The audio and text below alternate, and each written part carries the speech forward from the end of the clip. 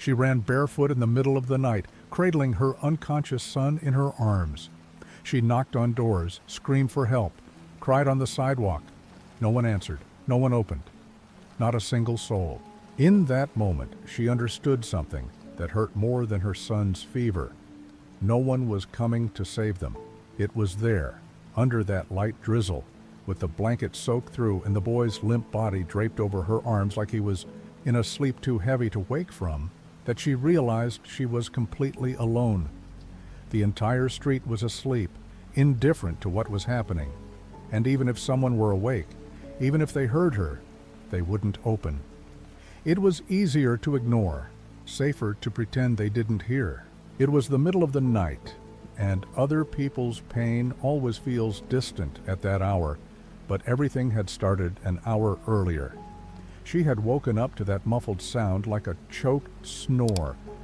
Not the kind of noise that scares you right away, but just enough to make her body rise on its own before her mind could catch up. She was a mother, and mothers just know. Things don't have to make sense yet. Instinct already warns, already pushes. She walked in the dark, still groggy, cold floor under her feet, tripping over a toy box in the hallway. She opened his bedroom door and froze. He was lying on his side, breathing fast, sweating, eyes half open, lost, like he was there, but not really there. She reached straight for his forehead, and instantly she knew. The fever was out of control. Touching him was like pressing her hand against a boiling pan. This wasn't normal. It wasn't a cold. His body was shutting down. She spoke to him, called his name, then again, this time, with fear in her voice. Nothing.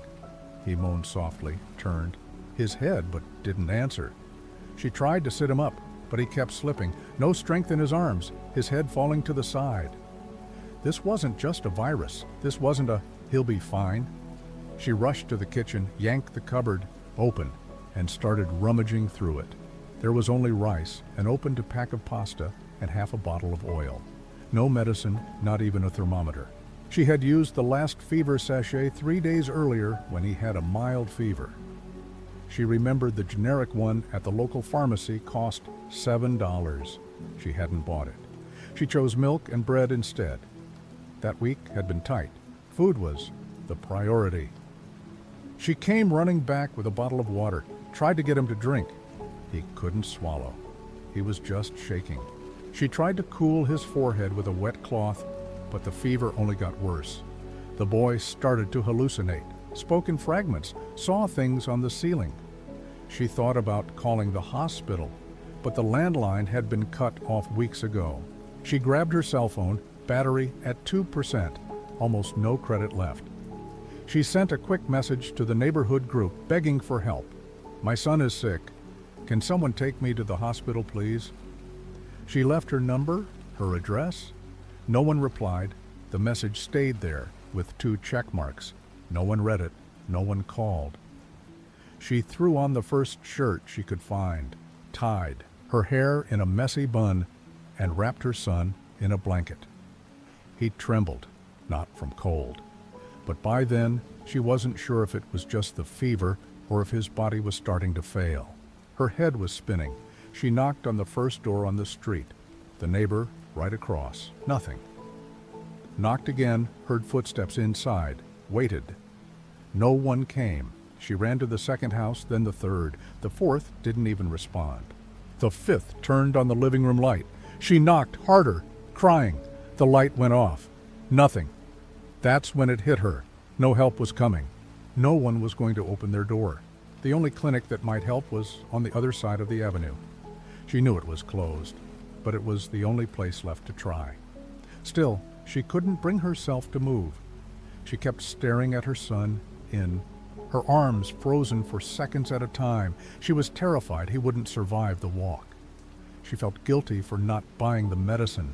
She felt angry at herself, but above all, she felt something rising inside her, a force, almost like an inner command. If he died right there, she'd never forgive herself.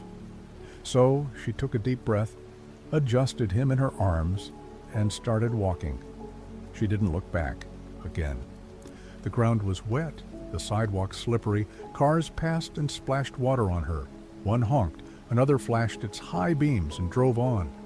The street felt endless, and every step was a monumental effort. After just a few meters, her arms were already aching. Every 5 steps, she had to stop and reposition the boy. But she kept going, eyes forward, like someone who refuses to accept any other option. There was no plan B.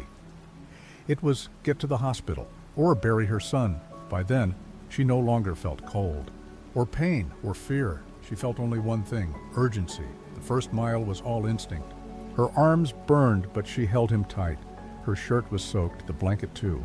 With each step, her body gave a little more. The boy was limp, silent. Sometimes he moaned softly, but most of the time he just breathed wrong, too fast, too shallow, and weaker by the minute. The mother kept walking, eyes locked on any sign of movement. Cars passed. She tried to stop every one. Raised her arms, shouted, waved her son like a living cry for help. A black car slowed down. The driver glanced quickly, seemed to hesitate for a second, then sped off. She even tried to run after it, tripped on the curb, nearly fell, but clutched her son with both hands, readjusted him in her arms, and kept going. Further down the road, a motorcycle passed. She yelled, tried to get the rider's attention, but he turned his head away. Chose not to see, and she had already understood. It was easier not to see, easier not to hear. It wasn't their problem. At every stop, she shifted his weight in her arms, switched sides, repositioned the blanket, tried to shield his face from the wind. She reached a covered bus stop and sat down for 2 minutes. The metal bench was freezing. Her legs were trembling, her arms numb. She looked down at her son, resting in her lap, and touched his face. He was colder now, pale. His lips were starting to lose color. She tried to speak to him, but he didn't answer. She talked the whole time, sometimes just to herself, sometimes to God, and sometimes directly to her boy. Told him they were almost there, that he had to hang on, that she was right there, that it would all be okay. But she didn't know if he could hear her, didn't even know if she still believed it herself. She stood up and kept going. She had been walking for over an hour. Her clothes felt heavy. Her bare feet were red from cold and pain. The asphalt mixed with mud, and every step sank deeper. The hospital was still far, but stopping now would mean accepting the end. And she wasn't going to accept that. As she neared a gym, she noticed lights on upstairs. She rang the bell. Waited. A woman appeared in one of the windows and asked from above, "What do you want?" The mother replied, her voice trembling, almost pleading, "My son is very sick. I need help. Any help." The woman stood silent for a moment, then answered, "This isn't a clinic. I can't do anything," and closed the window. She swallowed hard, didn't argue, just turned back to the street. A bit further, she passed a plaza, then a small diner with a light on in the back. She went up to the metal door and knocked hard. A man appeared, phone in hand, face already saying he didn't want to be bothered. She asked for help, said she only needed a phone, that her son was unwell, that she didn't need a ride, just a call. The man listened to everything and replied, without even meeting her eyes, "I don't even know you. Better if I stay out of it." He turned around and disappeared into the back of the place. She didn't cry, didn't scream. She just turned her face, adjusted her son in her arms, and kept walking. With every passing minute, his silence felt heavier, like he was slowly fading away without a sound. And she, desperate, tried to hold on to that silence, like someone trying to hold water slipping through their fingers. She kept talking to him, her voice cracking, repeating the same promises. "Mommy's here, okay? Stay with me. We're almost there. Just a little longer, my love." But he didn't answer. The city kept sleeping. The lights stayed off. The doors remained closed, and those who passed by only saw a soaked woman, eyes lost, carrying a bundle in her arms. No one saw that the bundle was her entire life. No one knew what she was carrying. She no longer knew how long she had been walking. Her arms were numb. Her left shoulder throbbed as if dislocated. Her soaked shirt clung to her like a wet suit of armor. The blanket wrapped around her son was useless now, just heavy. But still she went on, eyes locked on the dark road ahead, the boy in her arms. The nearest hospital was still far, but she wasn't thinking about distance anymore, only about the next step and the next and the next. The boy was silent. His breathing was slower. Sometimes he moved, but barely. She kept placing her hand on his chest now and then, just to feel if his heart was still beating. And it was, weak, but there. That was enough for her to keep going. The streets grew emptier. Sidewalks gave way to stretches of rough, dimly lit dirt paths. A few cars passed, not many. She kept trying. Whenever headlights appeared, she'd raise her arm and scream, even without a voice. No one stopped. At one point along the road, she saw a man sitting on the curb leaning against a wall. He looked around 50, worn down, with a thick beard. When she approached, he slowly stood up, looked at her, and said, "Where are you going, lady?" She answered, breathless, "To the hospital. My son is really sick. I'm on foot. I have to get there." The man frowned and nodded with his chin. "There's a clinic back that way, but it's private. They only take you if you pay up front." She shook her head, never stopping her steps, and said, "I don't have money, and my son doesn't have time." He tried to say something else, but she was already gone. She wasn't about to stop and negotiate hope. A bit further, the streetlights began to fail. One flickered, another was completely out. The road turned into damp dirt, scattered with loose stones and deep holes. She tripped once, nearly fell, but held her son tightly and stayed on her feet. The fear now had shifted, not just of the fever, not just of time. It was fear of the dark, of the empty road, of whatever could appear out there. A few more meters and she heard a car approaching slowly. It was an old, noisy pickup truck. She stepped into the middle of the road, raised her arms and screamed, "Please, stop, help me, my son is dying." The truck braked. The driver rolled down the window, a bald, heavy-set man with a wary look in his eyes. He asked, "What's going on?" She answered, crying, "My son has a high fever. I've been walking to the hospital since the middle of the night. Please, take us there." The man looked her up and down, then looked at the boy. Silence. His hand stayed on the wheel. He sighed and said, "Look, I'd give you a ride, but what if you accuse me of something later? You know how it is. Better not get involved." And he rolled up the window slowly. The truck pulled away in low gear, splashing mud on the sides.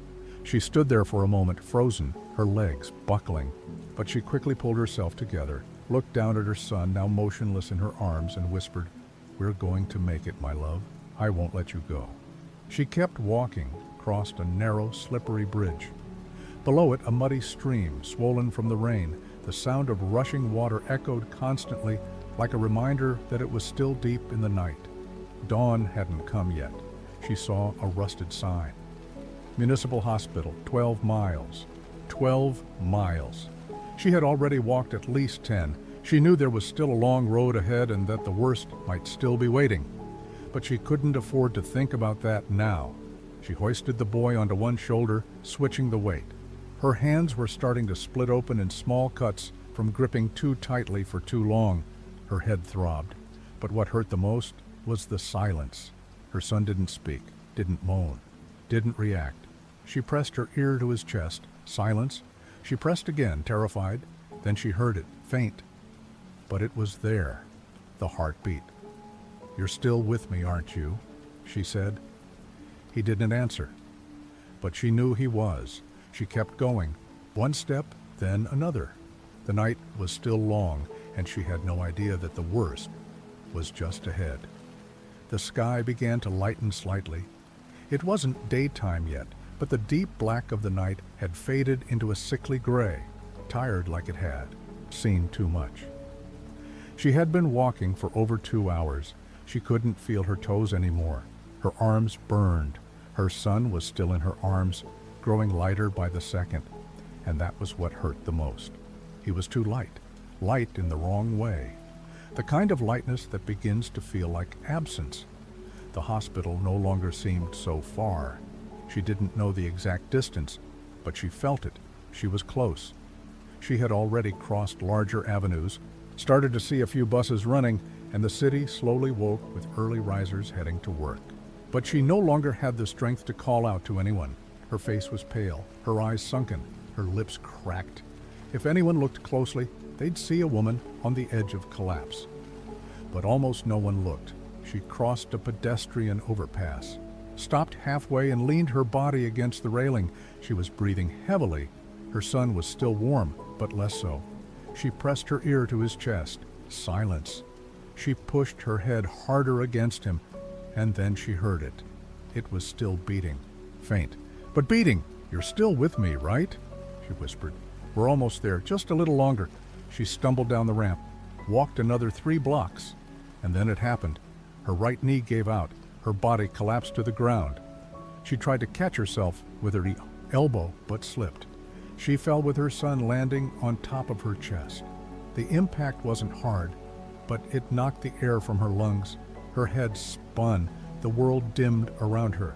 She lay there on the sidewalk, holding him tight, both of them trembling. She tried to get up.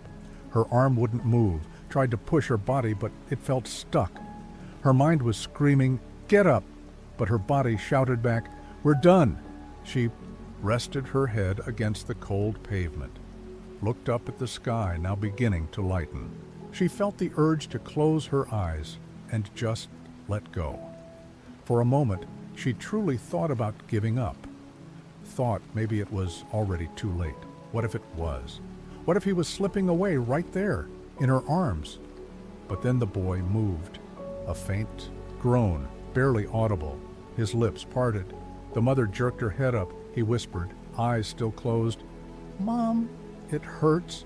It was the most precious sentence she had ever heard. Her strength came flooding back, as if that whisper had relit something inside her, a thread, a spark of energy that only mothers know.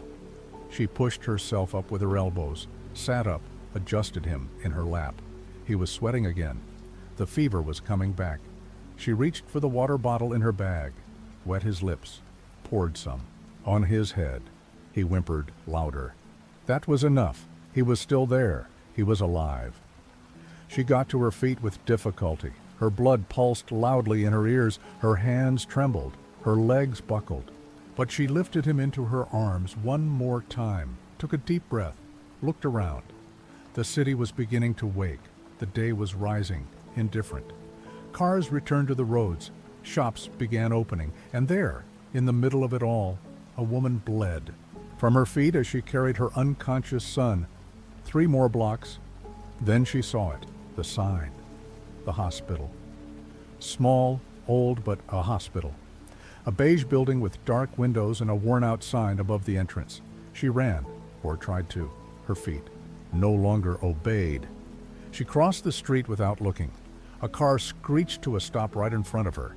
The driver yelled something she didn't hear. She only saw the hospital door. She ran, slammed her elbow against it, screamed, hit it again. "Open! For God's sake, someone open the door!" A woman appeared on the other side of the glass badge on her chest. She looked like a receptionist. It took her a second to process what she was seeing. She looked at the woman, then at the child. Disappeared. Came back with someone else, a security guard. He walked up slowly, gesturing for her to wait. She didn't wait. "My son is going to die. Open this door." That's when her leg gave out again. She dropped to her knees. The boy slipped from her arms and she collapsed over him, shielding his body with hers. The guard flung the door open, startled, and a nurse appeared behind him. She could only say one thing, "Help me." I walked 17 miles. I can't lose him. The nurse took the boy in her arms. The receptionist ran out with a stretcher. The mother tried to get up, but everything spun. Her vision blurred. Her body finally shut down. She passed out right there at the hospital entrance. Silence took over, but the most important thing had already happened. She had made it. And he had been taken. He was now in the hands of someone who had the resources she didn't. She was alive, and so was he. Still. They sat her in a plastic chair near the reception, gave her a cup of water. She couldn't hold it properly. Her hands were injured, cut, red, the skin peeling in places. The receptionist said they would take care of her too, but she'd have to wait. And she replied, "I just want to know." About him. Silence. The room was nearly empty. Just her, sitting there with soaked hair, clothes stained with mud and sweat, legs covered in bruises. She stared at the floor like she was praying silently. Sometimes she murmured to herself, repeated phrases, like a shield against time. "He's going to be okay. He's going to be okay. He's going to be okay." It took a long time. Every minute felt like forever. Every time a door opened, she lifted her head. Every time a doctor walked by, she begged with her eyes. But no one answered, until finally one of them approached. White coat, unshaven, tired expression. He knelt in front of her and spoke softly, directly, like someone who understands the weight of the moment. He's alive. It was serious, an advanced infection. But you arrived at the very last possible moment, literally. If you had been half an hour later, he wouldn't have made it. She didn't cry. She didn't smile. She just stared into the distance for a few seconds, then lowered her head. Her shoulders shook. It wasn't relief. It was exhaustion. It was her body finally realizing it didn't have to fight anymore. The doctor touched her shoulder gently and added, "You saved your son, and there are no words here to describe what that means." He stood up, said she'd be able to see him soon, and left. She stayed there, still, speechless too, just breathing. For the first time in hours, truly breathing. Days later, the story spread. A nurse who was on shift that night told what she saw. A local journalist heard about it and published it on the town's news site. The headline, "Mother walks 17 miles in the rain carrying her sick son to save his life."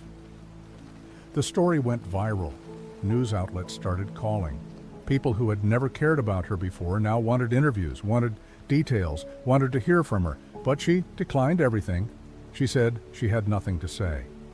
"I just did what any mother would do." The hospital, moved by the story, decided to rename the pediatric wing. They made a simple plaque, gold-colored, with her name in small letters and a sentence underneath, "In honor of the one who never gave up." When they invited her to the dedication ceremony, she thanked them, but didn't go. Said she was still tired. The truth was, she didn't want to be seen anymore. She wanted silence. She just wanted to stay home with her son, lying down, listening to him breathe. Today, he runs through the house as if nothing ever happened. He laughs loudly, knocks things over, falls asleep in her arms like always. And sometimes, when she watches him sleep, her heart tightens again. But it's not fear anymore. It's gratitude. Gratitude for not stopping, for ignoring every closed door, every empty stare, every step that hurt. She never wanted to be an example, or a story, or a tribute. She just wanted to save her son, and she did.